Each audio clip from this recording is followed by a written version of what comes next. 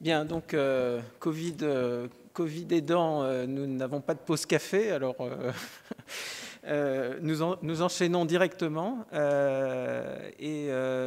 Tout d'abord, je voudrais saisir l'occasion qui m'est donnée de prendre la parole pour remercier, en tant que co-organisateur de ce colloque, le Conseil d'État et en particulier son vice-président Bruno Lasserre pour avoir accepté et surtout soutenu l'idée de ce colloque. Et puis je voudrais aussi remercier plus particulièrement Martine de Boisdeffre et Jean-Yves Ollier qui, du côté du Conseil d'État, ont activement participé à l'organisation de ce colloque. Je voudrais signaler notamment le travail très important qu'a fait Jean-Yves Ollier en préparant un dossier tout à fait remarquable sur la question de l'état du droit aujourd'hui sur la question de la régulation des données. Maintenant, je vais enchaîner directement sur notre table ronde qui aura une allure un peu particulière parce que, compte tenu des contraintes sanitaires, une partie des participants à la table ronde ne pouvait pas voyager tout simplement et donc se rendre au Conseil d'État aujourd'hui. Et donc nous avons trois intervenants qui seront en ligne. Donc il s'agit de Winston Maxwell, qui est de Télécom Paris, de Joris Plingers de la Cour de justice de l'Union européenne et de Werner Steng, qui est un des piliers du cabinet de Margaret Verstager, donc à Bruxelles. Et donc je voudrais les remercier, bien entendu, d'être là avec nous en ligne ce matin.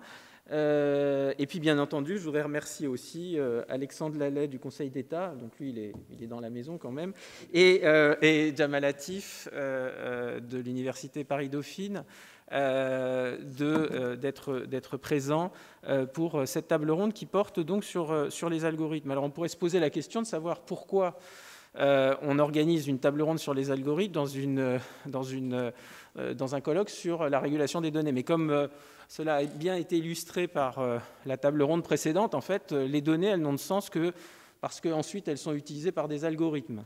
Et plus exactement, tous les algorithmes sont issus des données, quelle que soit leur nature. On reviendra tout à l'heure avec Jamal Latif sur les différentes catégories d'algorithmes, mais en fait, au fond, les algorithmes que l'on utilise pour prendre des décisions, j'y reviendrai dans un instant, ils viennent tous en fait de l'analyse préalable de données, de la collecte de données qui permettent de construire des modèles sur le phénomène qu'on veut étudier et par ailleurs ensuite ces algorithmes aboutissent à des modèles de décision qui deviennent éventuellement des modèles algorithmiques de prise de décision. Et donc les algorithmes sont le fruit des données. Et c'est le point clé, en fait. C'est la raison pour laquelle la donnée est centrale dans la question des algorithmes en général et de leur régulation et de leur gouvernance en particulier.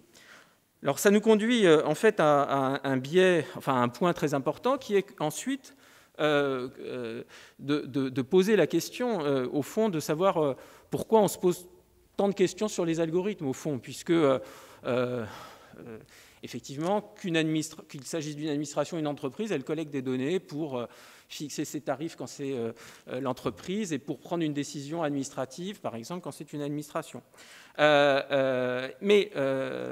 Donc, les données en soi ne sont pas forcément un problème, mais précisément, là où ça devient un problème, c'est que quand on développe de la décision algorithmique, au fond, on prend des décisions sur des individus qui ne sont plus que statistiques. Et donc, on va ignorer la spécificité de l'individu, d'où l'importance que la décision algorithmique peut avoir, soit sur les droits individuels, soit sur, au fond, la liberté de prise de décision, finalement, de l'individu, puisque l'individu peut être aussi manipulé par les algorithmes. Alors, dans les réseaux sociaux, enferré dans un tunnel informationnel, mais quand vous utilisez Google, vous êtes aussi enfermé dans un tunnel informationnel. On vous propose des résultats, mais non seulement on vous propose des résultats, on vous propose les questions. Hein. Quand vous commencez à taper une question sur Google, il induit de qui vous êtes et de la manière dont vous commencez à taper une question, la question que vous vous posez. Et donc effectivement, les algorithmes posent des problèmes centraux autour à la fois de la question des droits des individus et autour de la question des manipulations potentielles des individus. C'est vrai pour les individus, c'est vrai aussi d'ailleurs au passage pour les personnes morales. Donc c'est pour ça que ça va aussi avoir des conséquences, par exemple dans le jeu économique, etc. À partir de là, il est intéressant de remarquer, enfin, ou plutôt de faire, de cartographier la nature de ce que font les algorithmes. Il y a des algorithmes qui prennent des décisions, qui vont vous dire oui ou non, vous obtenez le prêt bancaire, vous n'obtenez pas le prêt bancaire, vous obtenez votre titre de séjour ou pas, ou enfin ce genre de choses. Donc, il y a des algorithmes qui prennent des décisions.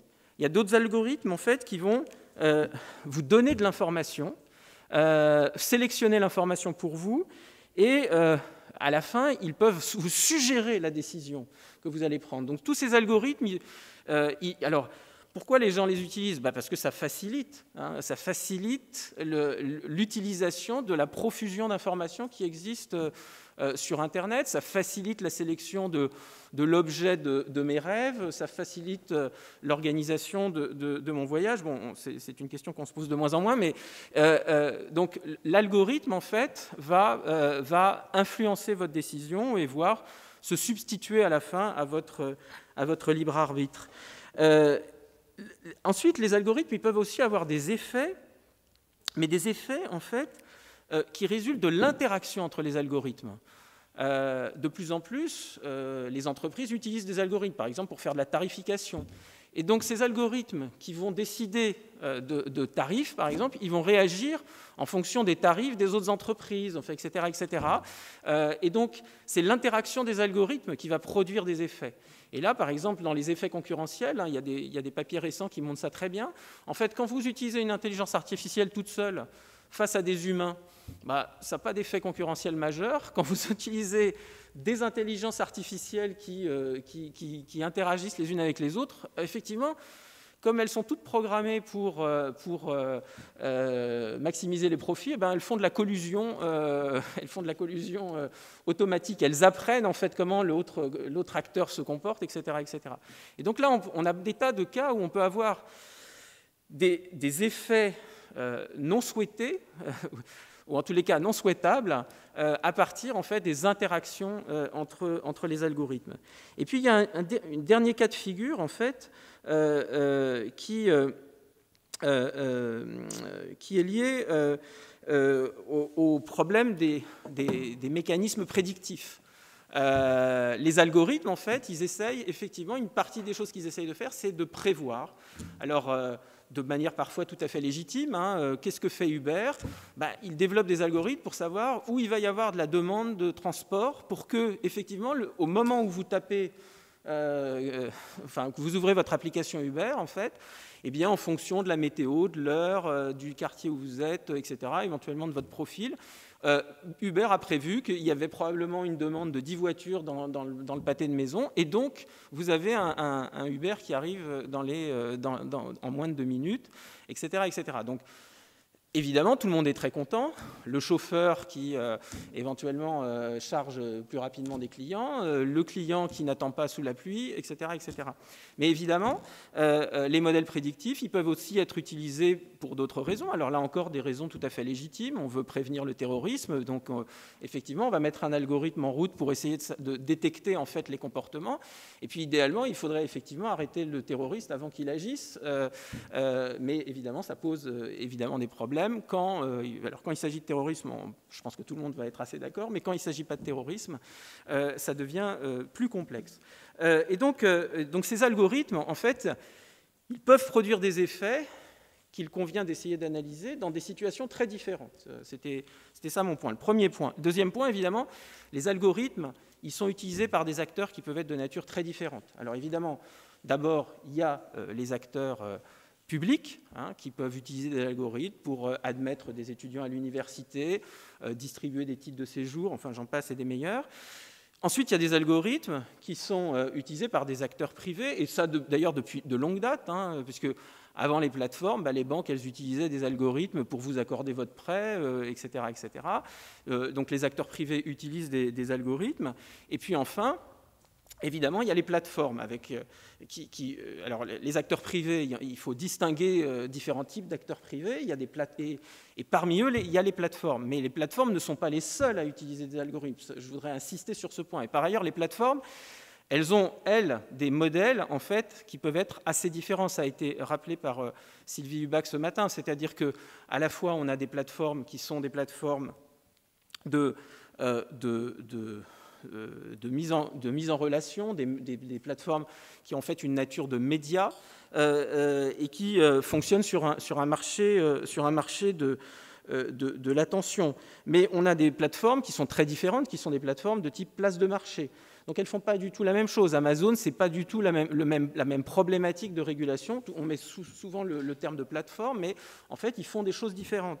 Et puis, enfin, il y a des plateformes qui sont des plateformes de services, donc des prestataires de services qui vous rendent des services et qui, en vous rendant des services, effectivement, collectent de l'information. Alors, ça devient notamment très compliqué ou très sensible à partir du moment où ces plateformes de services, elles collectent beaucoup d'informations personnelles, et là, ça peut être les banques et l'ensemble des services financiers, mais aussi tous les acteurs des systèmes de santé, qui ne sont pas tous aussi publics, d'une certaine manière, que celui qu'on a en France dans de très nombreux pays.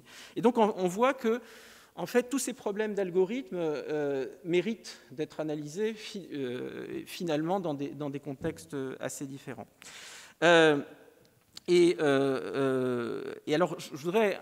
Donc, après, on peut se dire, mais bon, finalement, tous ces algorithmes qui prennent de décisions, d'abord, ils ne prennent pas toujours des décisions tout seuls, c'est-à-dire que souvent, ils suggèrent des décisions, mais il y a bien un humain, à un moment, qui va s'assurer que la décision n'est pas totalement aberrante, etc., etc. Bon, en même temps, on le sait avec nos smartphones, la décision qui nous est suggérée, elle est tellement pratique, en quelque sorte, qu'on a tendance à ne pas trop vérifier, précisément, par exemple, s'il y avait une meilleure course moins chère chez le concurrent d'Uber au moment où on a cherché à faire notre course. Donc pourquoi un jury universitaire vérifierait finalement, sauf à la marge, ou sauf au moment où il y a une plainte, ce qu'a fait l'algorithme. Donc effectivement, un des grands sujets, c'est de se dire, effectivement, on peut mettre en place, comme dans l'ensemble des processus de décision humains, parce que finalement, il n'y a pas que les algorithmes qui peuvent se tromper. Les algorithmes peuvent se tromper, bien entendu, ils peuvent être biaisés, ils peuvent faire des erreurs. Enfin, les humains aussi. Et c'est la raison pour laquelle, en général, on a des systèmes d'appel dans nos systèmes de décision, des systèmes de décision collégiale, etc. Et donc, évidemment, on peut se dire, après tout, il suffit de mettre en place des dispositifs qui, ex post, vérifient les décisions prises ou les résultats de ces décisions dans les cas où c'est les interactions des algorithmes qui posent des problèmes. Mais là, il y a 2 points qui sont un peu spécifiques au numérique qu'il faut signaler. Le premier point, c'est le délai, l'extrême rapidité de la prise de décision numérique, qui fait que parfois il est bien trop tard, c'est-à-dire la procédure d'appel, elle va arriver trop tard. Par ailleurs, elle peut être coûteuse à mettre en œuvre pour celui qui a été victime d'une décision et finalement il laisse tomber, etc. Donc c'est là que, évidemment, ça peut poser des problèmes. Et puis, par ailleurs, un autre problème, c'est qu'effectivement, in fine, pour contrôler ce qui a été le type de décision qui a été prise, etc., on aimerait bien aller alors, comme on ne peut pas contrôler ex ante, eh bien, on essaye de demander en fait, aux opérateurs de contrôler eux-mêmes leurs algorithmes. Et évidemment, ça pose un problème. Alors, ça a été évoqué dans la table ronde précédente, mais fondamentalement, ça pose un problème, non pas parce qu'il faut s'attendre à ce que les opérateurs soient trop laxistes, En réalité, il faut surtout s'attendre à ce que les opérateurs, en fait, pour se protéger contre les risques et pour protéger leurs responsabilités, en fait, soient beaucoup trop, en fait, ne respectent pas les droits. Et ça a été démontré par maints travaux universitaires, par exemple, sur ce qui se passe sur la plateforme YouTube, où en fait les algorithmes suppriment des contenus parce que l'algorithme repère qu'il y a des matériels protégés dans le contenu, mais ne tient pas compte du fait que, par exemple, c'est une critique, ou ne tient pas compte du fait que c'est du sampling, etc., et qu'en réalité, c'est tout à fait, c'est à la fois licite et que ça correspond en fait aux pratiques courantes, etc. Donc il y a des points qui sont très importants. Et alors, on va essayer d'éclairer un peu ce débat qui, comme vous le voyez, est très complexe et qui, évidemment, en 1h30, ne pourra qu'être effleuré. Je vais d'abord donner la parole à Jamal Latif, qui est professeur à l'université Paris-Dauphine et qui est l'un des responsables d'un projet très important d'intelligence artificielle qui s'appelle Prairie et qui, par ailleurs, pour le CNRS, est un des conseillers en fait, sur le développement de l'intelligence artificielle. Et donc, il va nous donner un peu qui connaît très bien justement aussi ces interactions très étroites qui existent en matière de recherche entre le monde universitaire et les grands acteurs du numérique comme Facebook ou Google. Comme vous le savez peut-être, Google et Facebook emploient de très nombreux universitaires qui ont un espèce de statut hybride entre le public et le privé pour faire de la recherche sur l'intelligence artificielle. Et ça s'explique très bien. C'est les moyens dont ils disposent chez les grands opérateurs numériques leur permettent effectivement de faire avancer l'intelligence artificielle. Et donc, les acteurs du numérique, les acteurs de la recherche sur l'intelligence artificielle sont particulièrement clés dans ces questions d'évolution de la gouvernance et de la régulation de l'intelligence artificielle et du numérique en général, parce que précisément, ils sont au cœur de cette interaction entre le public et le privé. Donc, Jamal, la parole est à toi. Merci beaucoup. Merci beaucoup, Eric. Alors, je précise, je reste académique, donc je ne suis pas à la fois... Non, mais tu connais très bien, j'ai dit. Non, je suis très attaché au monde académique et au service public. Mais tu as raison, on a pas mal de projets en commun avec ces grands acteurs qui deviennent un peu clés partout dans le monde et en particulier ici en France et à Paris depuis quelques années. Alors, moi, mon intervention, alors j'espère qu'elle ne sera pas trop technique ou trop boîte noire, parce que le but aussi, c'est d'expliquer la boîte noire de ces algorithmes. Et donc, je vais quand même repartir de la question que tu as posée, de quels algorithmes on parle. Est-ce qu'il y a une taxonomie d'algorithmes? Je pense qu'il faut bien préciser les questions, le débat. Il y a une grande confusion parfois. Quand on parle d'algorithme, ce n'est pas un terme nouveau, c'est schématisant, mais l'idée, à la base, c'est de se dire comment je prends une procédure, je vais la disséquer en sous-étapes et je vais exécuter ces sous-étapes. Donc ça, c'était l'idée ancienne des algorithmes. Il existe des algorithmes comme cela, ce sont des algorithmes déterministes, la recette des cuisines ou autres. Alors, avec la complexité du monde, on a conçu des algorithmes un peu stochastiques, statistiques. Ça veut dire que ce n'est pas déterministe. Il n'y a pas une formule logique derrière qui peut résumer l'algorithme. Donc, on a fait des choses intéressantes avec ça, même des choses très critiques, piloter un avion ou autre. Et maintenant, on parle d'algorithmes et ça rajoute un peu de confusion. Les algorithmes dont on parle aujourd'hui, ce sont des algorithmes qui sont ni déterministes ni purement stochastiques, mais ce sont des algorithmes qui émergent des données. L'algorithme ne préexiste pas à la donnée. Et donc, d'où l'intérêt d'avoir cette interaction autour donnée-algorithme. Alors, effectivement, Eric, tu as dit que la donnée n'existe que parce qu'elle est traitée par un algorithme, mais il se trouve que les algorithmes aujourd'hui, je vais dire le mot d'intelligence artificielle, que je vais essayer de préciser quand même, donc ces algorithmes-là ne préexistent pas. Donc ils émergent des données. Ce que l'on développe, nous, c'est une sorte de procédure de performance de ces algorithmes que l'on contrôle. D'accord ? Et une fois qu'on a défini cette performance, c'est la donnée qui précise. On parle, nous, de frontières de décision, de la décision qui va être prise. Donc, du coup, il faut bien se poser de quels algorithmes. Et aujourd'hui, force est de constater, c'est que l'on parle de ces algorithmes-là, et on parle d'intelligence artificielle, qui n'est pas un domaine nouveau. C'est un domaine... Alors, il y en a qui disent, qu'il a émergé pendant les années 50, on peut le dater un peu avant, ça s'appelait la cybernétique. Tout ça, c'est un mouvement de fond avec des hauts et des bas.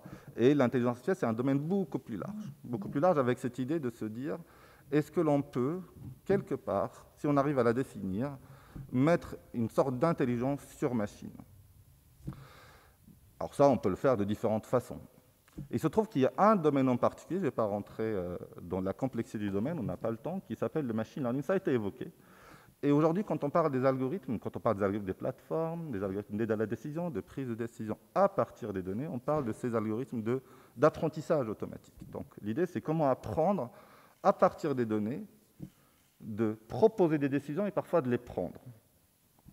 Et en soi, c'est un domaine complexe. Comment on peut faire ça? Soit j'ai des données historiques étiquetées, et l'idée, c'est de trouver des corrélations, j'insiste sur le terme corrélation, pour faire des prédictions.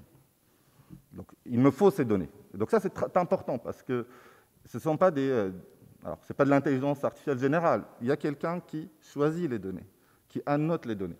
On peut sous-traiter les données, cet étiquetage. On peut utiliser des humains pour ça. Alors ça, c'est un domaine qui s'appelle l'apprentissage supervisé. La supervision vient juste du fait que ce sont ces données qui sont étiquetées. C'est là la phase de supervision. Après, il y a le concepteur des algorithmes qui donne ça de façon générale. Il n'a aucune idée parfois de l'utilisation qui va en être faite. Ça peut être reconnaître des images, recommander quelqu'un pour un crédit, recommander un traitement, et ainsi de suite. Alors ça, c'est un domaine fondamental, et je pense que c'est de ce domaine-là dont on parle très souvent, de l'apprentissage supervisé. À côté de cela, il y a un autre domaine qui est l'apprentissage non supervisé. Cette fois-ci, on n'a pas cette étiquette face aux données. C'est beaucoup plus complexe. On demande à l'algorithme d'être beaucoup plus, entre guillemets, intelligent. Il faut minimiser le terme intelligent. Il n'y a rien d'intelligent à mon sens. C'est de trouver des catégories, de trouver qu'est-ce qui explique les données, qu'est-ce qui fait que ce que j'observe vient de quelque chose, d'un modèle du monde, si je puis me permettre le terme. Et à côté de ça, on a d'autres... Alors, la catégorisation, on ne peut pas pouvoir toute la faire, mais il y a un troisième domaine qui est important, c'est l'apprentissage par renforcement. C'est d'ailleurs derrière ce domaine-là qu'on a eu les succès dans le Go et l'idée de pouvoir avoir des voitures autonomes à un moment donné.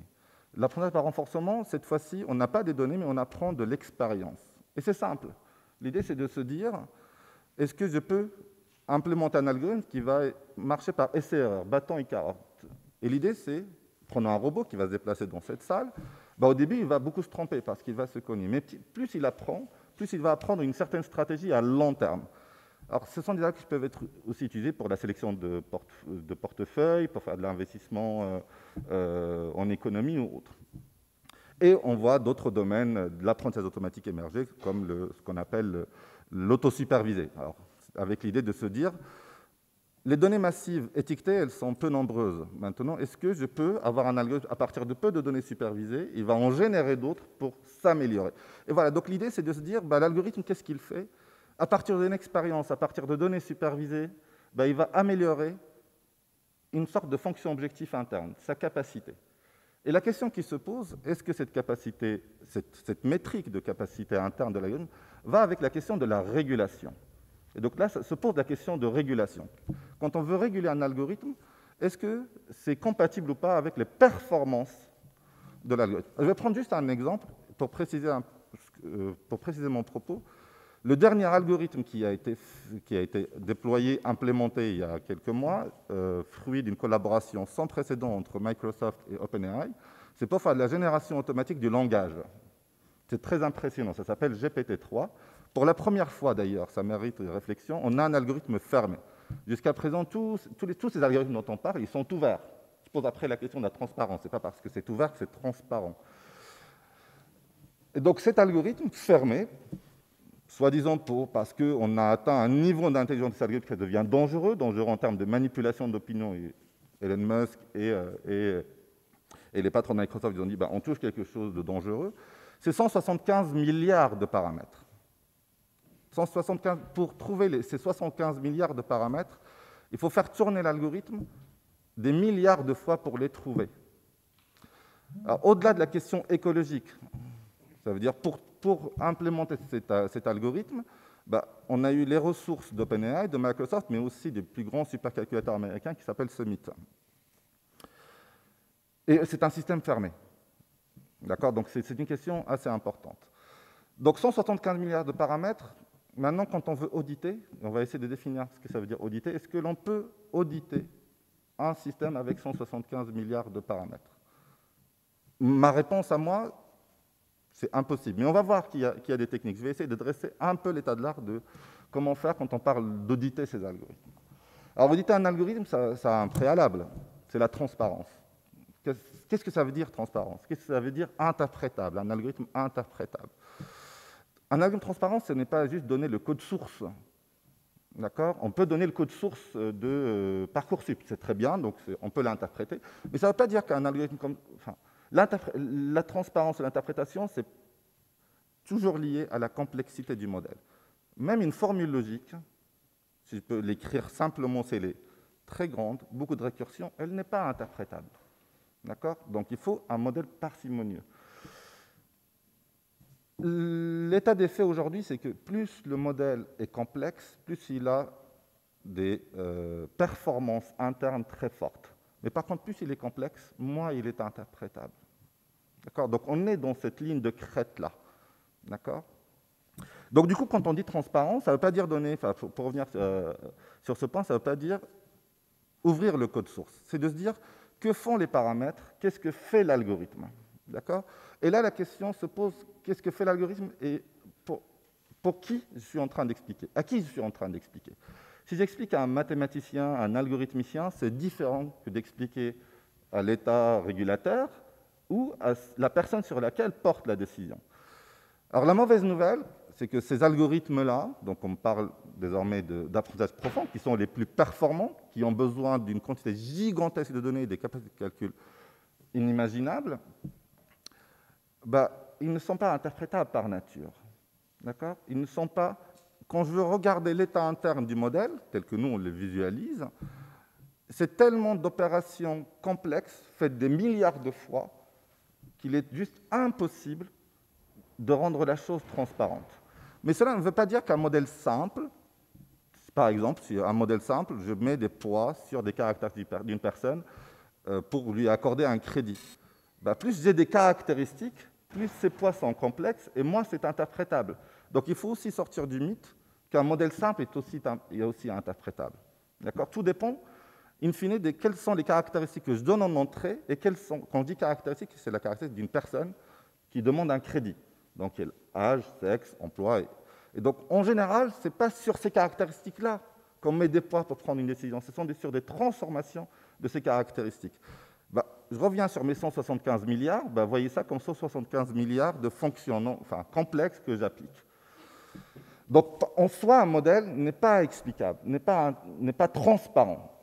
Et donc, est-ce qu'on abandonne? On se dit il y a des champs critiques sur lesquels on ne va pas pouvoir appliquer ces algorithmes. Des champs où le législateur a son rôle à jouer et on laisse ça pour faire de la recommandation de chaussures sur Internet. Et on se dit ce n'est pas grave. Ou alors on se pose clairement la question, est-ce qu'on les déploie dans des domaines critiques, le domaine légal, juridique, le domaine de la santé, en tout cas tous les domaines critiques qui nous concernent. Donc du coup, cette idée de la transparence, à mon sens, elle est complexe, on n'arrive pas à la bien définir. En tout cas, on n'a pas encore des solutions pour ça. Quand on parle d'auditabilité, est-ce qu'à un moment donné, je peux faire du test sur mon algorithme? Est-ce que je peux faire ce qu'on appelle du post-hoc? J'admets que le modèle en soi est complexe. Par contre, est-ce que je peux le questionner pour savoir pourquoi il a pris telle ou telle décision? Donc, je raisonne en boîte noire. Alors, il se trouve qu'il y a quelques approches pour ça, des approches plutôt globales ou des approches locales. Les approches plutôt globales, c'est de se dire... C'est toujours amusant. On a un modèle qui apprend à prédire, à classer, et j'ai un modèle par-dessus qui apprend à interpréter, voire même générer en langage naturel ce que fait l'algorithme, l'état interne de l'algorithme. Alors, il y a des travaux là-dessus. On n'est pas à l'aboutissement de quelque chose. Mais là se pose une question fondamentale. On parle presque de la vérification d'algorithme.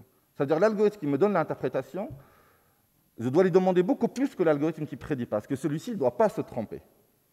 D'accord? Et donc ça, c'est une question délicate. Et il se trouve que si on apprend alors je vais dire le terme, un réseau de neurones qui supervise pour générer des explications, est-ce que je fais confiance à ce réseau de neurones? Et donc cette question de confiance dans les réseaux de neurones, qui sont les algorithmes les plus performants, elle n'est pas résolue parce que, d'abord, mathématiquement et informatiquement, on ne comprend pas grand-chose, il faut être humble. Donc la technologie dépasse, en tout cas, elle est en avance par rapport à la science sur ces domaines-là. Il fonctionne très très bien, parfois à mieux reconnaître des visages, des images que l'humain.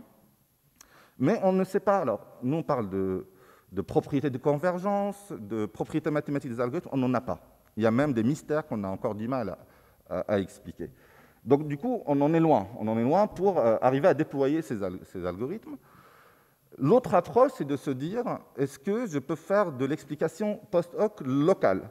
C'est-à-dire, je prends un exemple, enfin, la personne sur laquelle je veux faire une prédiction, et je demande à l'algorithme, si je change telle ou telle caractéristique, est-ce que l'algorithme va changer sa décision? Et donc, c'est un moyen détourné de se dire, si la personne a été classée comme étant solvable ou pas, c'est parce qu'elle a telle ou telle caractéristique. Donc, ce sont des travaux en cours, mais là encore, il faudrait avoir des propriétés fortes de ce type d'algorithme. Et je vais revenir sur un point, quand j'ai dit que les algorithmes, les réseaux de neurones, il y a beaucoup de choses qu'on comprend encore mal, sont des algorithmes très vulnérables. Et ce n'est pas étonnant. Plus on a de paramètres, plus l'algorithme est vulnérable. C'est-à-dire, si je change un paramètre, ben, il va changer complètement de décision. Il se trouve que, depuis quelques années, on a découvert une propriété particulière de ces algorithmes, c'est qu'ils sont vulnérables aux attaques adverses, aux attaques malicieuses. Ça veut dire quoi? C'est-à-dire que je peux présenter une image à l'algorithme, il va bien la classer. Je change un pixel ou 2 pixels dans cette image, et il va complètement se tromper de décision, et pas juste se tromper en disant bah, peut-être à 60% je me trompe. Non, il se trompe complètement, mais avec un degré de confiance de 90%. Et donc c'est un phénomène qu'on a découvert, sur lequel on travaille, et qui pose la question de la confiance. Quelle confiance j'accorde à cet algorithme? Et quand on regarde de près, et quand on fait de la recherche là-dedans, on se rend compte que c'est presque consubstantiel de ces algorithmes. Plus ils sont complexes, plus ils sont vulnérables à ces attaques. Donc, en résumé, je ne veux pas dresser un tableau noir, mais se pose la question de la confiance propre à l'algorithme. Ils sont vulnérables, manque de robustesse. Il y a un mythe de l'interprétabilité ou de l'explicabilité. On utilise ça dans une confusion générale, interprétable, explicable, auditable. L'auditabilité, c'est un degré plus élevé, évidemment. Et on parle d'intelligence artificielle, pardon du terme, en mettant dedans tout. Donc, il faut bien préciser la chose, c'est plutôt des algorithmes d'apprentissage automatique. Alors, évidemment, là, il faut prendre un peu de recul et de voir pourquoi on est dans cette confusion. C'est aussi un modèle économique des grandes entreprises. C'est un modèle de marketing, de se dire, nous, on est détenteurs de ces algorithmes, on fait l'intelligence artificielle, donc ça leur donne une valeur intrinsèque. Donc, réfléchissons aussi à cela et de savoir de quoi on parle. Et je crois que je vais m'arrêter là pour ne pas déborder sur mon temps. Et je peux répondre aux questions après. Merci. Bon, merci beaucoup, Jamal, pour cet exposé extrêmement brillant et éclairant sur ce qu'est l'apprentissage automatisé, l'intelligence artificielle. Et on voit bien que tout de suite, ça pose des problèmes un peu incommensurables et difficiles à résoudre pour les décideurs, que le décideur soit le juge ou que le décideur soit le politique. Comment contrôler ces machines, si je puis dire, incontrôlables. Comment les réguler? Alors, pour essayer de comprendre où on en est aujourd'hui, sachant que, comme on l'a déjà dit ce matin, ce sont des domaines extrêmement évolutifs, et donc les algorithmes qui font souvent l'objet aujourd'hui de contentieux, ce ne sont pas forcément ces algorithmes issus de l'intelligence artificielle. Parfois, ce sont des algorithmes très traditionnels. Mais néanmoins, il est intéressant de savoir comment, et d'essayer de comprendre comment le juge s'en saisit, comment le politique s'en saisit. Et donc, les 4 interventions qui suivront insisteront sur ces aspects-là. Alors, on va commencer par une intervention de Joris Plingers de la Cour de justice de l'Union européenne, qui, je l'espère, est en ligne et va apparaître. Oui. Bonjour, vous m'entendez? Très bien. Oui. On ne vous voit pas, mais on vous entend. Oui. Bon, merci beaucoup pour cette invitation. Bon, je vais aborder le sujet vraiment dans un angle, j'ai l'impression, complètement différent, donc donc ce sera sur cette question de régulation des algorithmes par l'angle de la protection des données à caractère personnel et la jurisprudence de la Cour de justice de l'Union européenne. Donc tout d'abord, en ce qui concerne la protection des données à caractère personnel, c'est un sujet évidemment qui a sa naissance ensemble avec le développement des bases de données, des algorithmes, déjà dans les années 70, où il y a déjà le comité des ministres du Conseil de l'Europe qui a adopté la première résolution relative à la protection de vie privée des personnes physiques vis-à-vis des banques de données électroniques.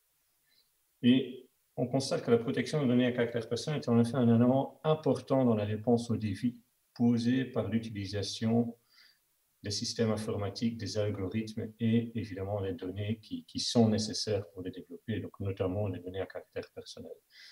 La protection des données à caractère personnel est un outil pour encadrer cette utilisation. Et donc également au niveau communautaire, donc avant la création de l'Union européenne déjà, il y a déjà plusieurs actes qui ont été adoptés, tout d'abord pour assurer l'achèvement du marché intérieur, la libre circulation des données.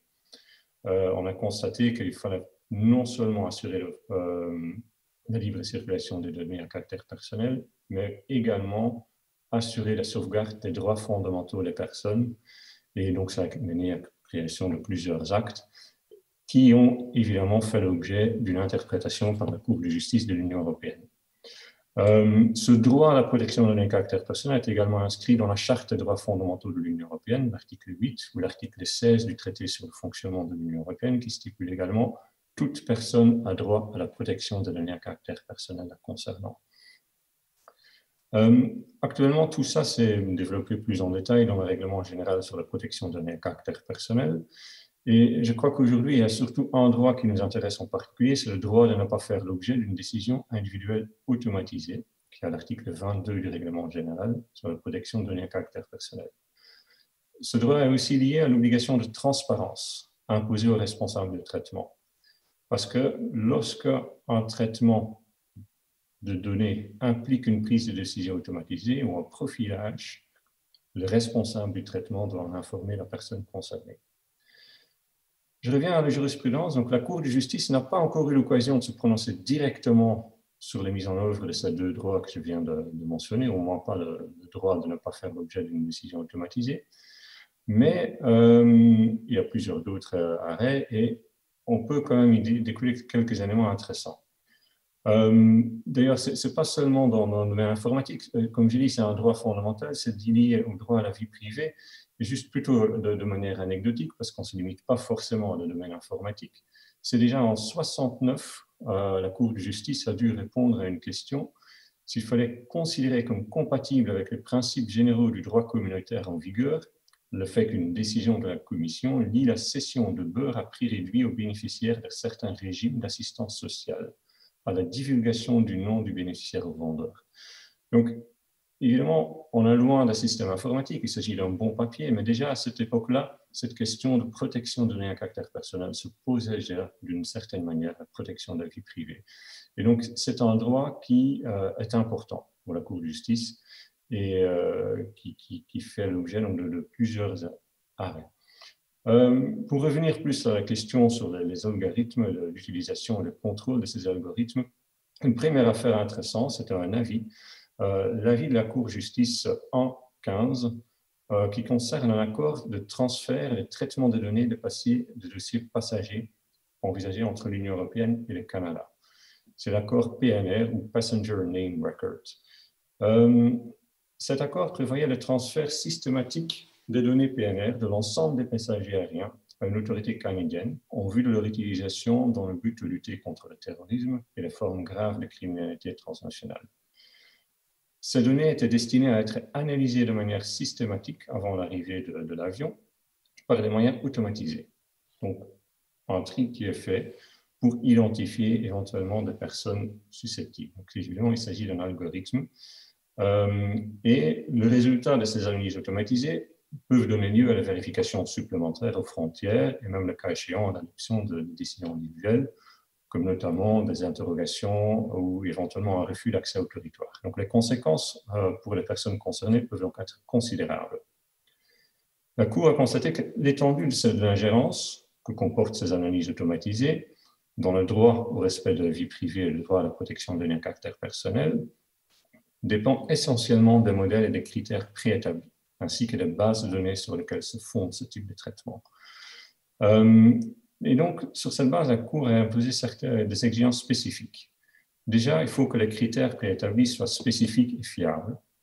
Il faut qu'ils permettent d'aboutir à des résultats ciblant bien les individus à cibler. Donc, dans ce cas-là, les individus pour lesquels on pouvait soupçonner, avoir un soupçon raisonnable de participation à des infractions terroristes ou de criminalité grave. Et les critères doivent également être non discriminatoires. Un autre élément important, c'est que pour assurer cette fiabilité et l'actualité des modèles, un examen régulier doit avoir lieu en tenant compte des données statistiques et des résultats de la recherche internationale. Donc, c'est déjà quelques avis sur la qualité d'un algorithme qu'on peut retrouver dans la jurisprudence. Et la Cour l'a répété un peu dans le même cadre, toujours dans la lutte contre le terrorisme et la criminalité grave, dans une affaire plus récente, la Quadrature du Net, où cette affaire concerne le traitement de données à caractère personnel dans le secteur des communications électroniques. Donc, c'est un autre acte communautaire de l'Union européenne. Et notamment la mise en œuvre sur les réseaux de communication des traitements automatisés destinés à détecter des connexions susceptibles de révéler une menace terroriste. Donc, c'est une obligation imposée aux fournisseurs de communication électronique par la législation nationale. Et donc, ces fournisseurs devaient effectuer un filtrage de toutes les données relatives au trafic et des données de localisation afin d'identifier d'éventuels éléments importants et de les transmettre aux autorités nationales. Donc, les fournisseurs de services de communication, ils agissent ici sur des instructions des autorités nationales qui, eux, sont donc responsables de ce traitement. Et là également, donc évidemment, il faut avoir des règles claires et précises qui offrent des garanties suffisantes pour les personnes concernées.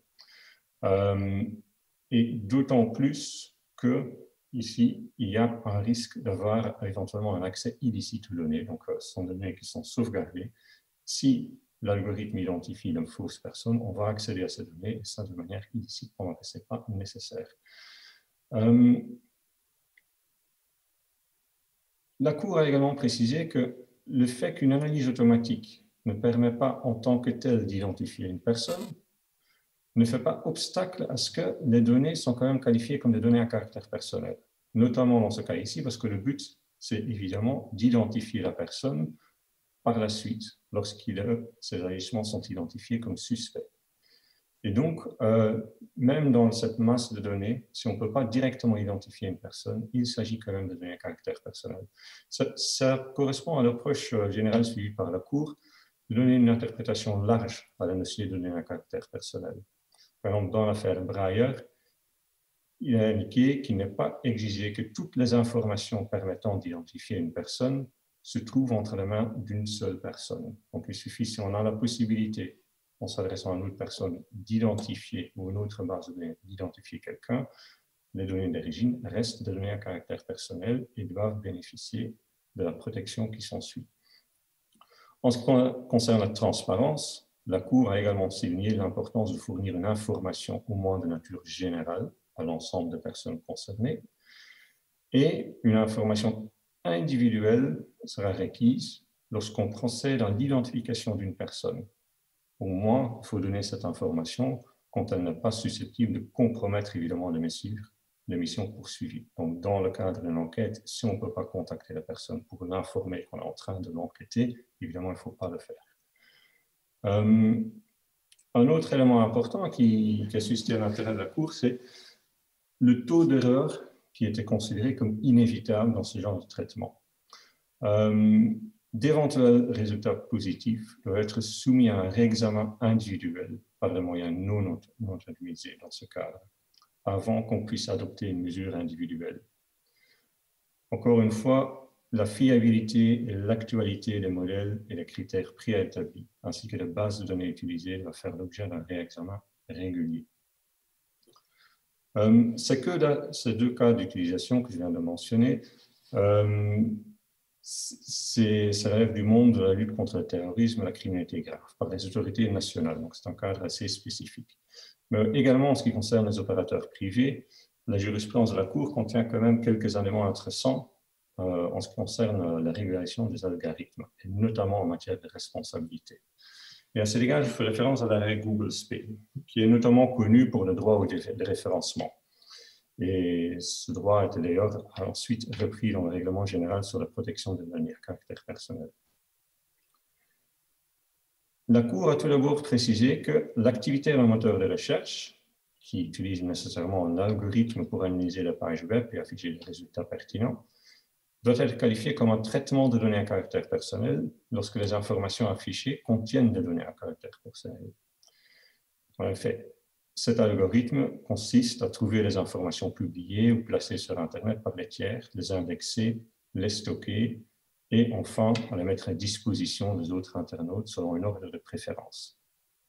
Et l'exploitant de ce moteur de recherche doit être considéré comme le responsable du traitement. Dans ce cadre, même un traitement initialement licite de données exactes, donc à l'aide de l'algorithme du moteur de recherche, peut devenir avec le temps problématique, lorsque ces données qu'on a affichées ne sont plus nécessaires au regard des finalités pour lesquelles elles ont été collectées ou traitées.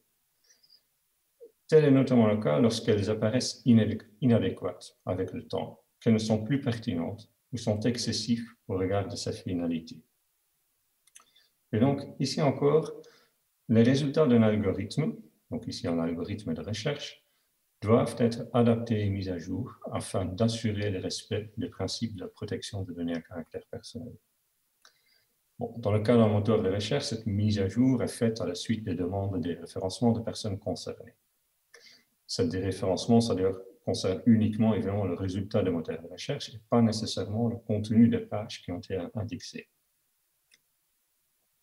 Dans d'autres affaires, la Cour a également se prononcé sur la notion de responsabilité. Par exemple, dans l'affaire Wirtschaftsakademie Schleswig-Holstein, la Cour de justice a décidé que les opérateurs de pages dites fans sur Facebook, ainsi que les réseaux sociaux, sont responsables du traitement des données à caractère personnel des visiteurs du site. En particulier, l'opérateur est impliqué dans le traitement des données personnelles des visiteurs de sa page fan par le biais du paramétrage et la collecte des données. Des données qui sont ensuite transférées à Facebook, qui évidemment, lui, les stocke dans cette base de données pour compléter ces informations sur l'ensemble de la population. Et cette compréhension, donc cette responsabilité partagée, contribue à une protection plus complète des droits des utilisateurs. Donc, aussi également, celui qui exploite une page Internet et utilise Facebook a également une responsabilité vis-à-vis des utilisateurs. Mais cette responsabilité n'est toutefois pas sans limite. Par exemple, dans l'affaire Fashion ID, où c'était le cas d'un gestionnaire d'un site qui utilisait un logiciel, de nouveau de Facebook, le bouton j'aime,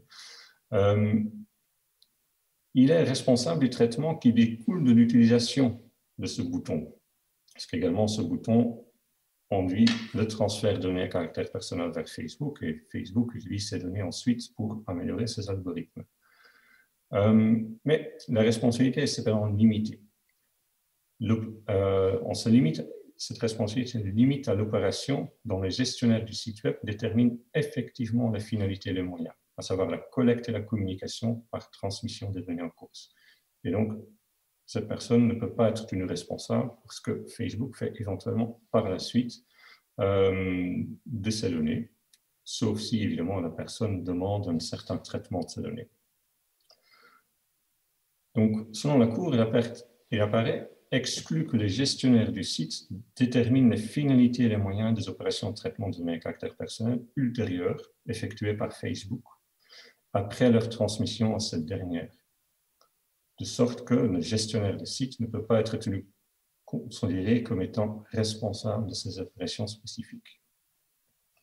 Donc, avec ce bref sommaire, donc, la jurisprudence de la Cour contient donc, ces quelques indications sur l'utilisation des algorithmes, que ce soit au niveau de leur fonctionnement, qui est donc un fonctionnement qui doit être fiable, non discriminatoire et aussi transparent. Il faut fournir une information aux personnes concernées, ou la responsabilité pour leur utilisation, ce qui doit évidemment être évalué selon le cas d'espèce, mais pour lequel une interprétation large, au moins dans le domaine de la protection de données à caractère personnel, semble le plus approprié.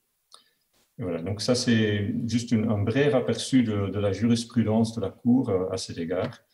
Et sans doute dans le futur, il y a d'autres arrêts sur ce sujet, mais ça c'est un peu l'état de la jurisprudence au jour d'aujourd'hui. Donc merci, voilà, ça c'est le fin de mon intervention. Merci. Merci beaucoup, Joris Splingers, pour ce panorama de l'état de l'art au niveau de la Cour de justice de l'Union européenne. On va maintenant se pencher sur l'état de l'art, d'une certaine manière, au niveau du Conseil d'État, avec une intervention d'Alexandre Lallet qui va nous parler en fait du contentieux administratif autour des algorithmes et d'une manière plus générale en fait de la régulation juridique des algorithmes de l'administration.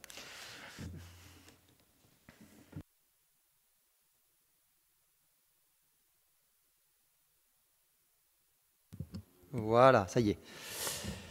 Merci professeur, bonjour à toutes et à tous. Je voudrais d'abord saluer l'audace qui consiste à donner la parole à un membre du Conseil d'État sur un sujet comme celui-là, sur le contrôle des algorithmes, alors que, comme vous l'avez vu, le Wi-Fi n'est pas déployé au Palais Royal, que tous les recueils Lebon ne sont pas numérisés, et surtout que quand on regarde plus sérieusement, quand on regarde la jurisprudence, la base de jurisprudence du Conseil d'État, Ariane, on s'aperçoit que sur 172 406 décisions enregistrées, on trouve 17 qui contiennent le mot algorithme, c'est-à-dire moins de 0,01%. Et encore, quand on exclut les occurrences de pur contexte, on tombe à 2 décisions de principe qui sont fichées au recueil Lebon, l'une qui porte sur Parcoursup et l'autre sur la procédure fiscale. C'est une décision Lagon Bleu de 2018. Sans doute que l'algorithme de la base de jurisprudence Ariane n'est pas le plus perfectionné qui soit, mais enfin, on peut quand même en conclure que ce sujet-là, le contrôle des algorithmes, reste un sujet complètement marginal à ce stade dans la jurisprudence administrative. Et finalement, le juge, c'est un peu comme la machine. La machine, si on apprend à classer des chats, elle ne saura pas classer des chiens. Le juge, lui, ses données d'apprentissage, c'est largement les affaires contentieuses qu'on lui soumet. Et on vient de voir qu'elles sont assez rares. Alors c'est vrai qu'il a d'autres activités, le juge, il peut enlever sa toge et avoir une vraie vie hors du prétoire. Mais enfin, statistiquement, il s'intéresse plus à la culture classique et au sport qu'à la programmation sur Python. Donc c'est vrai qu'au total, finalement, le juge, il a une connaissance assez médiatique de la question de l'intelligence artificielle, du machine learning. Il sait presque que c'est le deep learning peut-être. Enfin, il ne sait pas du tout comment ça marche en réalité, comment on construit des réseaux de neurones artificiels, ou comment bosse un data scientist. Donc il faut être assez modeste en la matière. D'ailleurs, il a une idée assez confuse de la manière dont il pourrait utiliser à son propre profit, dans son activité professionnelle, l'intelligence artificielle, même si je le signale quand même, la DSI du Conseil d'État est en train de développer un outil de détection des séries basé sur de l'apprentissage automatique. Donc c'est un premier pas dans l'intégration de cette technologie dans l'activité juridictionnelle. Il se trouve que finalement, peut-être par des formations professionnelles, le juge administratif, il a plus conscience des risques. On en a beaucoup parlé. Les risques dont l'étude du Conseil d'État de 2014 sur le numérique et les droits fondamentaux se fait l'écho, des risques qui s'attachent à l'utilisation abusive des algorithmes, y compris pour étudier ses propres décisions de justice. Le jour où l'open data des décisions de justice sera une réalité dans ce pays, ce qui n'est pas encore tout à fait le cas. Il y a un contentieux en cours là-dessus, donc je n'en dirai pas plus. Alors, pour ma part, moi je suis assez convaincu des vertus et du fait que l'intelligence artificielle est une opportunité, peut-être plus qu'une menace, pour l'activité administrative et juridictionnelle. Et si je m'écoutais, si je me lâchais complètement, mon propos porterait plutôt sur le droit opposable à un traitement algorithmique, c'est-à-dire le droit pour un citoyen de voir son affaire traitée par un algorithme. Alors, ce n'est pas une idée complètement iconoclaste, puisque le Conseil d'État italien, en avril 2019, a effleuré l'idée, même étudie un peu le sujet en s'appuyant sur le principe constitutionnel de bonne gestion administrative. C'est vrai qu'on pourrait tout à fait imaginer en France que l'objectif de sauvegarde des deniers publics, un objectif constitutionnel, le principe de mutabilité du service public, qui conduit à adapter le service public aux exigences des temps contemporains, modernes, et même le principe d'égalité devant la loi, parce que finalement l'algorithme il est peut-être moins sujet aux fantaisies locales dans l'application de la loi que l'humain, sans égard, ça pourrait tout ça converger pour reconnaître une forme de droit à l'algorithme. Mais je n'en dis pas plus parce que je reste un bon vieux juge administratif et donc je vais plutôt vous parler du droit de l'algorithme ou des algorithmes plus exactement, c'est-à-dire des règles qui encadrent le déploiement d'algorithmes administratifs, donc dans la sphère administrative. À cet égard, je voudrais souligner la difficulté de l'exercice, à la fois dans le temps qui est imparti, et puis compte tenu de l'extrême diversité des algorithmes, ça a été souligné, et de l'extrême diversité de la contribution d'un algorithme à la prise de décision administrative, parce qu'on a souvent le schéma binaire, consistant à dire il y a les outils d'aide à la décision, finalement l'algorithme est un peu une documentation, un éclairage, une assistance pour l'humain. Et puis les outils de prise de décision, c'est la prise de décision automatisée au sens du RGPD dont parlait Joris Spingers à l'instant, où là c'est la machine en fait qui décide, même si formellement ça peut être signé après par un humain, mais c'est la machine qui a tout défini. Et c'est vrai que ça peut appeler des règles juridiques très différentes en réalité, parce que les implications ne sont pas du tout les mêmes. Je vais vous parler de deux sujets, en fait, très brièvement, à la fois la transparence des algorithmes administratifs et la légalité des algorithmes administratifs. Alors, sur la transparence, je m'en tiendrai à ce stade à la question de la transparence formelle, même si, en réalité, comme ça a été très bien dit par Jamal Latif, ce qui compte, c'est la transparence réelle, c'est-à-dire l'intelligibilité, finalement, du traitement et de ses conséquences, et de la façon dont il fonctionne. Mais enfin, une des conditions, quand même, pour pouvoir auditer éventuellement, si c'est possible, c'est d'avoir accès à la documentation et au code source. Donc, on a bien une condition nécessaire, mais pas suffisante, de transparence, qui est l'accès, je dirais, au logiciel, au code source et à toutes les documentations qui l'entourent. À cet égard, je veux dire qu'on est quand même assez bien pourvu. On a le RGPD d'un côté, qui permet d'obtenir les données à caractère personnel et pour la prise de décision automatisée, c'est-à-dire les décisions qui sont prises automatiquement par une machine, par ordinateur, le droit de connaître la logique sous-jacente du traitement, dit le RGPD, ce qui est un peu vague, mais on a quand même déjà une première garantie. Et puis pour ce qui concerne spécifiquement les algorithmes de l'administration, on a l'ex-loi CADA, désormais le Code des relations entre le public et l'administration, qui comporte un certain nombre de garanties de droit à communication. On a un droit à communication des codes sources et de la documentation sur le fondement du droit d'accès aux documents administratifs, dès lors que le traitement algorithmique il est produit ou reçu par l'administration dans le cadre de ses missions de service public. Et c'est donc un droit de communication qui trouve plusieurs limites. Il y en a une notamment qui est que si un tiers détient des droits de propriété intellectuelle, le traitement algorithmique, le code source notamment, n'est pas communicable. Et donc tout dépend un peu de la manière dont l'administration a conçu le marché public et sur quelle option elle s'est fondée dans le cahier des clauses administratives générales applicables. Est-ce qu'il y a eu transfert ou pas des droits de propriété intellectuelle? Mais s'il n'y a pas eu, c'est vrai que c'est le titulaire des droits qui peut s'opposer à la communication, ce qui est quand même déjà une restriction un peu fâcheuse. Et puis, il y a une autre limite qui tient au secret protégé par la loi, puisque le législateur peut décider de mettre un traitement algorithmique donné sous le boisseau, mais il ne peut pas le faire dans n'importe quelle condition non plus, puisqu'on sait depuis peu, depuis le 3 avril 2020 et la décision du Conseil constitutionnel sur Parcoursup, que le droit d'accès aux documents administratifs, c'est un droit constitutionnellement protégé. En fait, il l'est depuis 1789, c'est fondé sur l'article 15 de la Déclaration de 1789, mais c'est vrai qu'à l'époque, on n'avait pas, je pense, perçu toute la portée de cette déclaration sur ce point au moins. Et donc, le Conseil constitutionnel va vérifier que le législateur a fait une balance acceptable entre ce droit d'accès, transparence, et puis d'autres exigences constitutionnelles ou des considérations d'intérêt général. Et il l'a fait dans Parcoursup, justement pour admettre que le secret des délibérations des équipes pédagogiques puisse s'opposer, dans une certaine mesure, à la communication des traitements algorithmiques mis en œuvre au niveau local dans la procédure Parcoursup, donc de préinscription à l'université pour les bacheliers, les futurs bacheliers. Et il l'a fait, je dirais, dans des termes assez conciliants avec l'administration, à mon avis, puisqu'on a là une loi qui n'ouvre pas l'accès aux caractéristiques du traitement en réalité et permet seulement à l'élève à l'égard desquels une décision a été prise d'obtenir communication de critères, de modalités d'examen, mais pas de l'intégralité des données du code source. Et au tiers, la loi ne prévoyait rien et le Conseil constitutionnel a ajouté une réserve d'interprétation pour dire qu'il faut quand même qu'il y ait un rapport qui décrit les critères mis en œuvre et la façon dont le traitement algorithmique a influé sur la décision, le mode de contribution. Enfin, ça veut dire quand même qu'au nom de l'indépendance des décideurs, en l'occurrence des équipes pédagogiques, on accepte de mettre sous le boisseau le traitement algorithmique en cause et donc de garder l'opacité perpétuelle du traitement, ce qui, moi, ne me convainc pas complètement. Je trouve que c'est complètement justifié de conserver la confidentialité tout au long du processus. Pour ça, on a l'exception de caractère préparatoire des documents administratifs. Tant que la décision n'est pas prise, on n'a pas le droit d'accès à des documents qui la préparent. Mais une fois que c'est pris, je ne vois pas très bien la logique qui consiste à interdire la communication.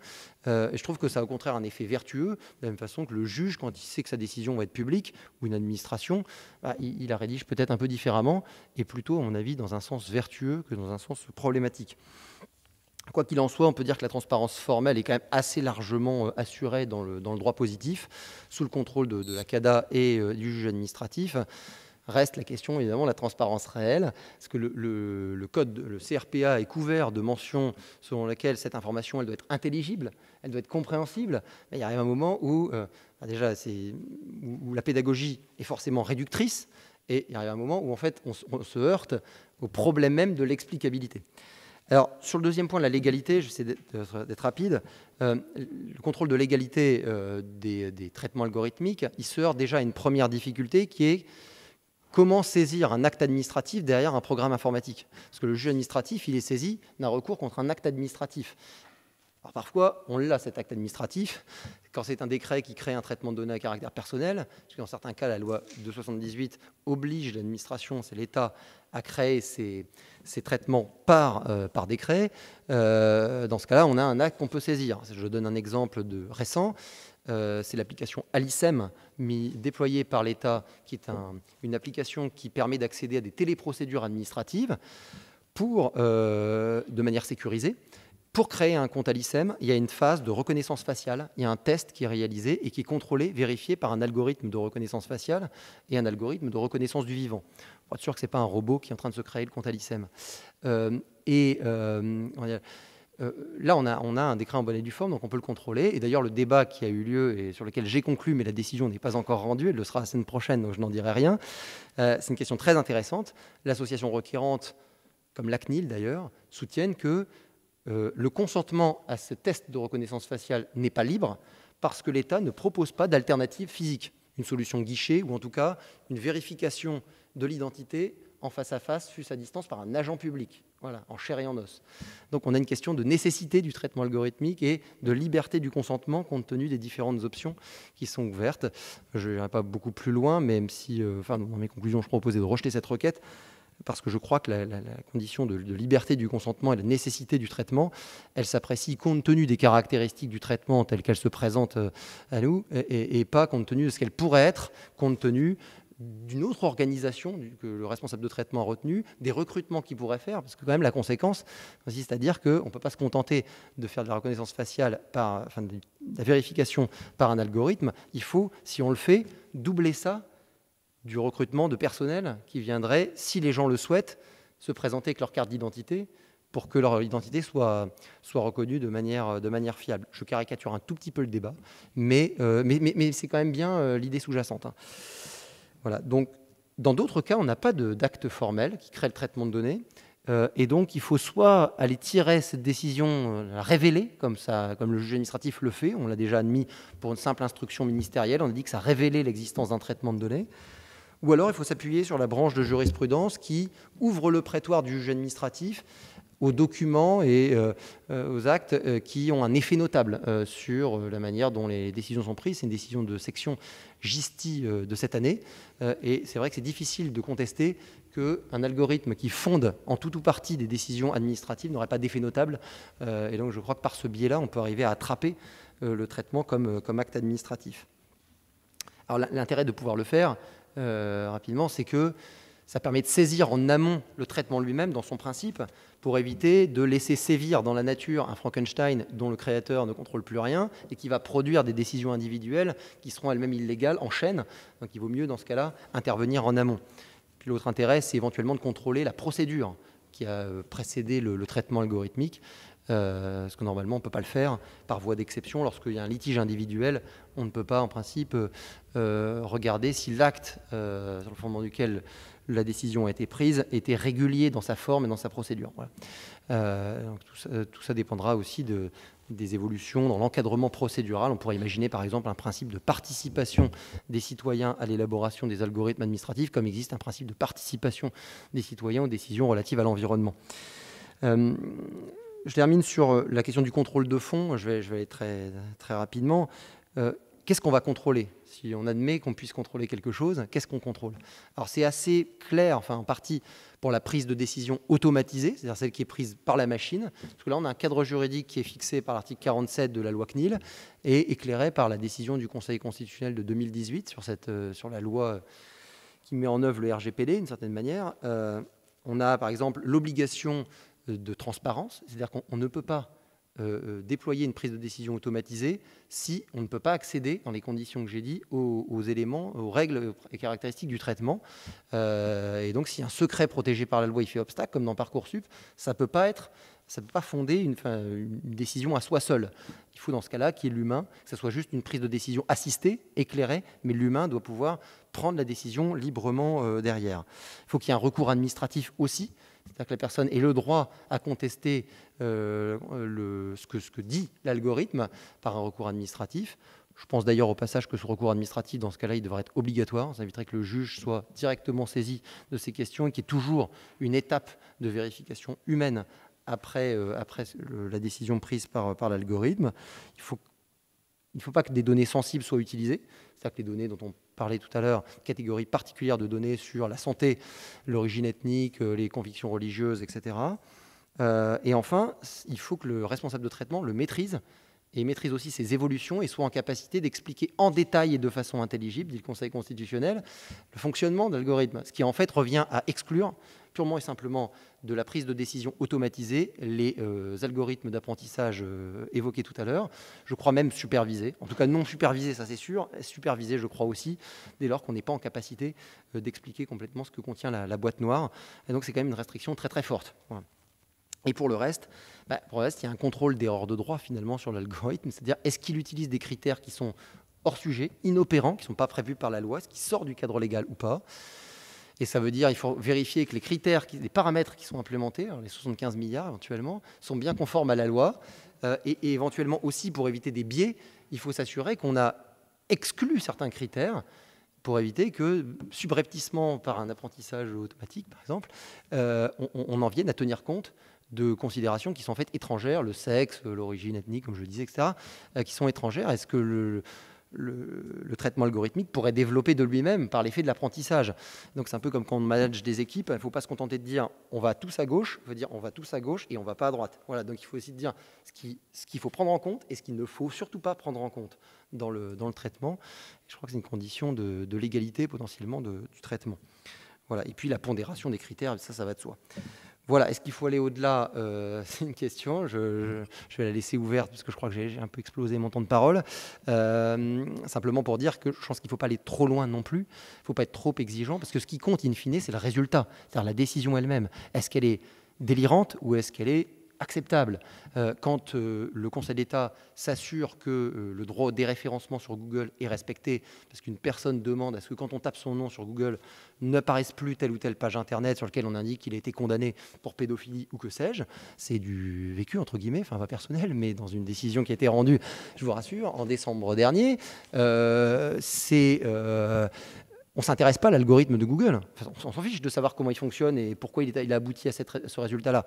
On s'assure juste que le résultat, il est conforme à la règle de droit au terme de la balance d'intérêt Google Spain entre l'intérêt, le secret de la vie privée d'un côté et puis la transparence, l'intérêt du public à connaître, l'intérêt légitime à connaître des choses sur telle ou telle personne. Voilà, donc je pense qu'il ne faut pas aller trop loin, surtout que le juge administratif, quand il rédige ses propres décisions, vous l'aurez remarqué, même si ça a beaucoup évolué, il ne s'explique pas toujours en détail sur ce qu'il veut dire. Dans le passé, on disait dans cette maison que plus c'est douteux, plus on affirme. Et du coup, on utilisait la formule sacramentelle, il ressort des pièces du dossier, sans plus s'expliquer.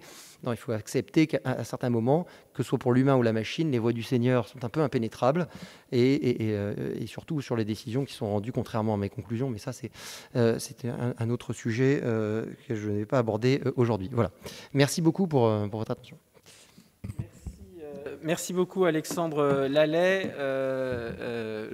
Il n'y a pas que les juges qui sont opaques dans leurs décisions, les universitaires aussi. Hein. Si on nous demandait de justifier toutes nos décisions d'admission à l'université, ça serait un peu compliqué. Enfin, en tous les cas, il faudrait doubler l'effectif probablement. Bien, je passe immédiatement la parole à Winston Maxwell. Donc Winston Maxwell qui est un double profil en fait, de juriste et d'économiste. Il a eu une carrière de juriste praticien, et puis il s'est tourné vers le monde académique où il fait de l'économie du droit et particulièrement appliqué aux questions du numérique. Et donc Winston, tu as la parole pour une douzaine de minutes, si tu arrives à te tenir à ce temps de parole. Merci beaucoup. Merci Eric. Bonjour, je vais couvrir 3 sujets en 12 minutes. Donc, les sujets sont l'explicabilité, la non-discrimination et ensuite le cadre réglementaire fondé sur l'accountability. Alors, l'explicabilité, bon, on en a déjà beaucoup parlé sur la transparence. Il y a beaucoup de formes d'explication, comme Jamal Atif a indiqué. Ça dépend à qui on parle. Est-ce qu'on parle à un mathématicien? Est-ce qu'on parle à un régulateur, un citoyen? Et je dirais la loi est en train de chercher la bonne forme d'explication parce qu'on voit dans le RGPD, il faut donner la logique sous-jacente. Et on ne sait pas trop ce que ça veut dire. Dans le règlement Platform to Business, il faut que l'explication soit utile pour le commerçant. Donc, il y a une question d'utilité. Ça sert à quoi pour les rankings, etc. Dans le code des relations du public avec l'administration, c'est beaucoup plus détaillé. Il faut les critères et leur pondération. Mais ce qui est vrai, ça a été dit plusieurs fois, la transparence, à savoir un accès au code source, ça ne va pas servir à grand-chose, surtout pour les juristes ou les régulateurs. Alors, quand est-ce que la loi exige une explicabilité? Là, il faut distinguer entre les algorithmes qui sont déployés dans le privé et dans le secteur public. Dans le privé, il n'y a pas de fondement constitutionnel qui oblige une transparence et une explicabilité. La pâtisserie du coin n'a pas à justifier pourquoi il ne vend plus d'éclairs au chocolat. En revanche, il y a des lois spécifiques, le RGPD, le règlement Platform de Business, il y a des lois du secteur bancaire, etc., qui peuvent donc apporter une obligation d'explicabilité, mais ça ne découle pas généralement d'une obligation constitutionnelle. Dans le secteur public, en revanche, on trouve aux États-Unis et en Europe un fondement constitutionnel. Aux États-Unis, c'est le due process, et en Europe, ça a été dit, le recours effectif doit avoir un procès équitable, accès aux documents de l'administration. Alors, 3 cas de jurisprudence. Le premier est américain, Loomis contre Wisconsin. C'est le fameux algorithme qui prédit des scores de probabilité de récidive d'un détenu. Alors, c'était à l'origine pour aider les experts pénitentiaires, les agents pénitentiaires et les juges d'application des peines à moduler les peines, dire est-ce qu'on peut mettre sous liberté conditionnelle, etc. Donc, un juge s'est appuyé sur ce score de probabilité pour fonder une décision de peine. Et la personne concernée a contesté en disant c'est contraire à mon droit de due process américain parce que le logiciel, le score est opaque. Et dans ce cas-là, le tribunal a dit non, il n'y a pas de violation du due process parce que le score utilisé par le juge était un facteur tout à fait mineur dans la décision. Le juge s'est appuyé sur beaucoup d'autres facteurs factuels et justifiés, et donc le poids de cet élément était négligeable, donc il n'y a pas de violation du due process.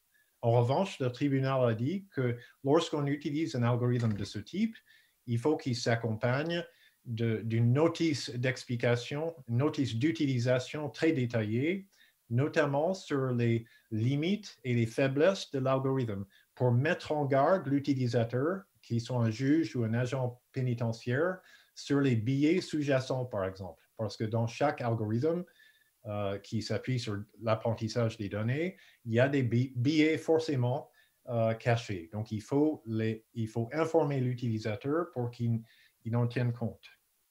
Le deuxième cas de jurisprudence, c'est dans l'État de Texas.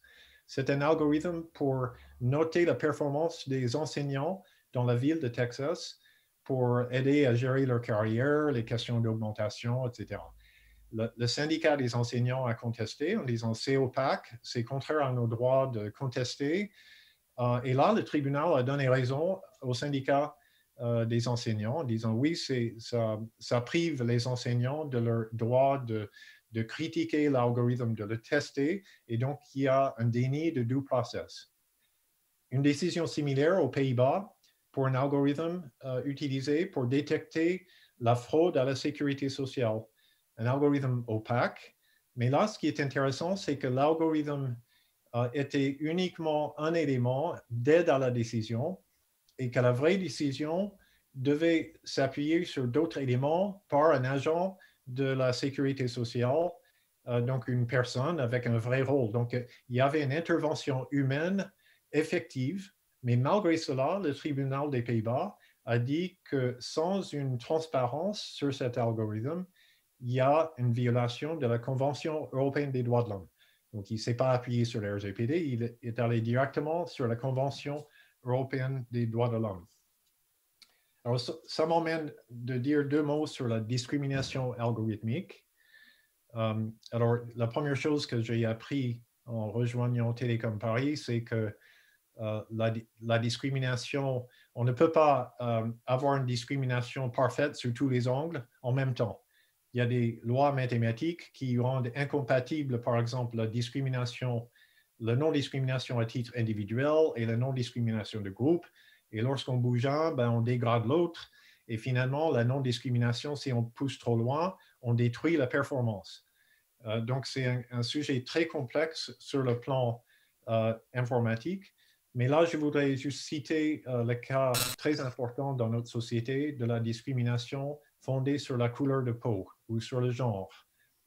Et là, les États-Unis sont moins contraints que l'Europe en matière d'utilisation de données de couleur de peau, d'origine ethnique, etc., ce qui leur permet d'élaborer des tests assez poussés de non-discrimination pour les algorithmes. Par exemple, il y a une agence américaine des normes techniques qui s'appelle la NIST, qui est devenue le centre mondial de tests de non-discrimination pour les algorithmes de reconnaissance faciale. Donc, partout dans le monde, les développeurs envoient leurs algorithmes, ils reçoivent des scores très précis sur différentes couleurs de peau, de genre, de nationalité, d'origine ethnique, et en fonction de ça, les développeurs essaient d'améliorer leur caractère non discriminatoire. Et je pense depuis un moment que c'est dommage que l'Europe ne soit pas en mesure de faire la même chose. Je sais que ça se heurte à des principes très importants qui sont dans les RGPD, mais beaucoup plus loin de la non-utilisation de ce type de données. Le deuxième sujet de non-discrimination américaine que j'ai trouvé intéressante, c'est des recherches à Berkeley sur un algorithme d'admission aux universités. Qu'est-ce qui est un algorithme vraiment non discriminatoire pour l'admission à l'université? Ils ont trouvé que le meilleur algorithme, c'était celui qui tenait compte justement de la couleur de peau ou du quartier dans lequel a grandi le candidat et ajuster les paramètres en fonction de ces critères-là. Donc, à la limite, c'est presque un algorithme qui est le contraire d'être aveugle à la couleur, est conscient de la couleur et peut compenser quelque part le background pour mieux prédire le taux de réussite à l'université. Et c'est une forme presque de discrimination positive, algorithmique, mais qui sert in fine à arriver à un résultat non discriminatoire plus satisfaisant. Maintenant, c'est très controversé. En France, ça se heurterait au principe constitutionnel de l'égalité, mais il reste un peu dommage qu'en Europe, on est très, je dirais, en arrière par rapport à cette recherche de non-discrimination en raison de ces contraintes qui sont justifiées. Je n'ai pas la réponse, mais je voulais juste souligner ça. Et en conclusion, le troisième point, c'est le cadre réglementaire. Et là aussi, je voulais faire un coup de projecteur aux États-Unis. L'État de Washington, qui est dans le nord-ouest, où il y a Seattle, a adopté en mars dernier une loi sur la régulation des algorithmes de reconnaissance faciale. Alors, ça se trouve, ça s'applique à la reconnaissance faciale, mais ça pourrait s'appliquer à n'importe quel algorithme qui a des impacts importants sur la société. Alors, cette loi est l'exemple le plus abouti, à mon sens, d'un principe de accountability pour gérer les algorithmes. Il s'appuie sur 5 éléments. Premièrement, le fournisseur de l'algorithme doit donner une notice d'information très, très détaillée, un peu comme un médicament, c'est-à-dire l'origine de l'algorithme, qui l'a édité, quelles sont les données d'entraînement, d'apprentissage, quels sont les tests, comme les tests cliniques, quels sont les biais connus, quels sont les conseils d'utilisation. Deuxièmement, l'exploitant de l'algorithme doit lui-même élaborer un cahier des charges pour l'utilisation, pour être sûr qu'il est utilisé uniquement dans les cas d'usage autorisés, qu'il y a minimisation de données, minimisation du stockage, un peu comme la RGPD. Troisièmement, il y a une étude d'impact sur les droits fondamentaux. On doit analyser l'impact éventuel de discrimination sur différents groupes de la population et proposer des remèdes pour ces discriminations. Quatrièmement, il faut que l'algorithme soit ouvert à des tests indépendants par une interface de programmation. Et enfin, il y a un cadre institutionnel de contrôle avec une commission, avec différentes parties prenantes du Parlement et des stakeholders. Voilà, ce système est perfectible, mais il me semble que c'est une bonne source d'inspiration lorsque nous, on réfléchit en Europe à une bonne régulation des algorithmes. Merci beaucoup. Merci infiniment, Max Winston, pour ce panorama des initiatives prises à l'étranger, notamment de l'autre côté de l'Atlantique. Merci aussi pour les questions fondamentales qu'elle pose, puisque finalement, au fond, ce qui apparaît, c'est que plus on rentre de données contrôlées pour entraîner les algorithmes, moins ils risquent de se tromper, et donc effectivement, parfois, il faut des protections qui avaient été bâties dans un monde non algorithmique, peut-être qu'il faut penser à les repenser en tous les cas.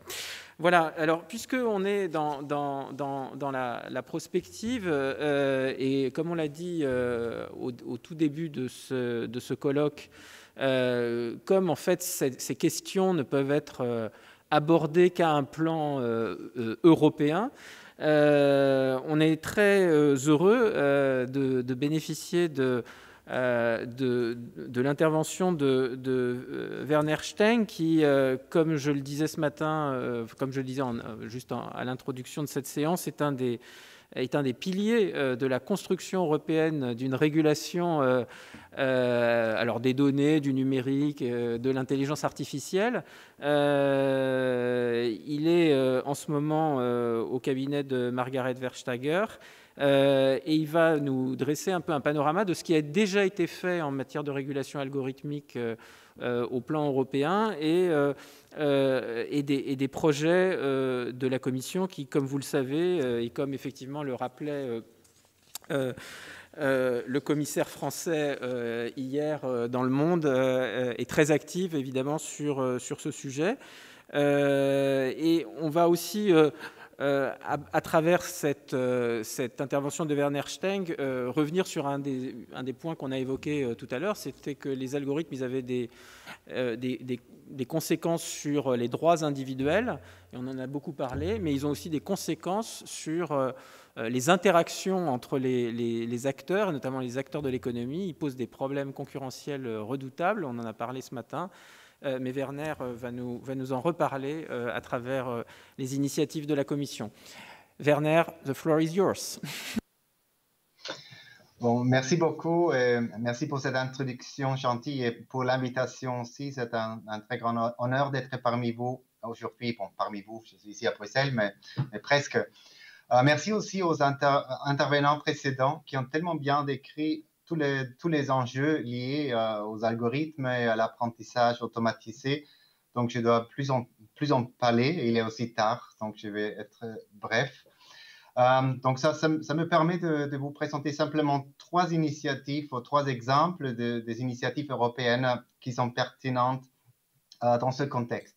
Le premier, c'est le règlement, ça a déjà été mentionné, dit Platform to Business, ou le nom correct, c'est le règlement promouvant l'équité et la transparence pour les entreprises utilisatrices de services d'intermédiation en ligne. Ce règlement a entré en vigueur en juillet de cette année-ci. Deuxièmement, c'est comme pense faire dans ce Digital Services Act, donc la révision de la directive sur le commerce électronique qu'on va proposer bientôt. Et troisièmement, nos pensées actuelles en matière d'intelligence artificielle, où on a lancé un livre vert au printemps de cette année-ci, et on va faire suite avec un règlement sur les risques, comment réglementer les risques liés à cette technologie. Donc, pour commencer par le règlement, parce que c'est intéressant, c'est le premier acte législatif, en fait, qui traite de la question algorithmique, des questions des algorithmes, même si évidemment il y a d'autres éléments dans ces règlements qui ne portent pas sur ça, parce qu'en général, comme vous le savez sans doute, ce règlement porte sur les relations entre les plateformes et les entreprises utilisatrices de ces plateformes qui doivent les utiliser pour offrir leurs biens, leurs services aux consommateurs. Donc, les plateformes, on a défini en tant que fournisseurs de services d'intermédiation. Je dois toujours relire ça, c'est un peu compliqué. Donc, c'est Amazon, c'est Booking.com, c'est les App Store, toutes sortes de places de marché. Évidemment, le règlement couvre plusieurs aspects, mais un article qui est particulièrement important concerne le classement qui est fait par les plateformes. Donc, la façon dont ils présentent la priorité entre tous les biens et services offerts suite à la recherche, évidemment, faite par le consommateur. C'est clair que ce choix qui est fait par les plateformes, ce classement, a une incidence importante sur le choix des consommateurs et par conséquent sur la réussite commerciale des entreprises utilisatrices. Donc, ça, c'est évident. Étant donné l'importance de cet aspect de classement, cet article s'applique aussi aux moteurs de recherche en ligne, donc pas seulement aux intermédiaires, aux marketplaces, mais aussi aux moteurs de recherche. Donc, comment les plateformes font-ils pour établir ces priorités? Bon, ils utilisent des algorithmes. Leur fonctionnement, donc le fonctionnement des algorithmes, est complètement opaque pour les utilisateurs qui n'ont aucune visibilité de ce processus. Et ceci, par ailleurs, est beaucoup plus problématique quand ils sont en pleine concurrence avec les propres services offerts par ces plateformes. Donc, on a travaillé pour améliorer la transparence, l'explicabilité, si vous voulez, pour que ce classement soit fait d'une manière non arbitraire. Désormais, les plateformes doivent décrire au préalable les principaux paramètres qui déterminent le classement. Donc, les principaux paramètres. Ceci pour améliorer la prévisibilité pour les utilisateurs et à leur permettre de mieux comprendre le fonctionnement du mécanisme de classement. Donc, pourquoi principaux? Qu'est-ce que ça veut dire? Donc, il s'agit d'identifier un nombre limité de paramètres mais qui sont les plus importants parmi un nombre probablement beaucoup plus élevé des paramètres qui influencent le classement. Donc, mais il faut se concentrer sur les choses importantes, parce que sinon aussi, si vous êtes une petite entreprise utilisatrice d'une plateforme et on vous donne une liste de 300 paramètres, ça vous n'aide pas du tout, parce que ça doit aussi être utile, évidemment. Ce n'est pas seulement la transparence qui est déjà bien en soi, et peut-être le régulateur, les administrations sont intéressés aussi par cette transparence, mais un petit PME doit pouvoir travailler avec ça. Donc, pour mieux comprendre, et donc, quelles sont les choses qui influencent mon ranking, comment est-ce que je peux faire pour améliorer ma visibilité sur la plateforme. En même temps, une limite, évidemment, le règlement dit clairement que les plateformes ne doivent pas divulguer le fonctionnement détaillé de leur mécanisme de classement. Ça veut dire les algorithmes. Donc, il y a beaucoup de raisons pour ne pas aller si loin. Aussi, évidemment, pour pouvoir agir contre la manipulation des classements. Donc, il y a une limite, mais quand même les principaux paramètres. Donc, c'est la première fois qu'on a vraiment fait ça dans une loi mondiale, en fait, pas seulement européenne. Donc, le deuxième dossier, le Digital Services Act, va un peu suivre la même logique, mais maintenant, on ne parle plus seulement des entreprises qui sont déjà couvertes, si vous voulez, par ce règlement, mais en fait, tout le monde est concerné par les algorithmes utilisés par les très grandes plateformes. Ça nous concerne tous, ça concerne n'importe quel utilisateur, citoyen. C'est important pour nos processus démocratiques. Donc, comme vous le savez, les plateformes jouent un rôle important dans la structuration des flux d'informations et aussi de l'amplification des enjeux sociaux. Donc là aussi, on veut plus de transparence, peut-être en suivant l'exemple qu'on a déjà eu dans ce règlement pour les entreprises.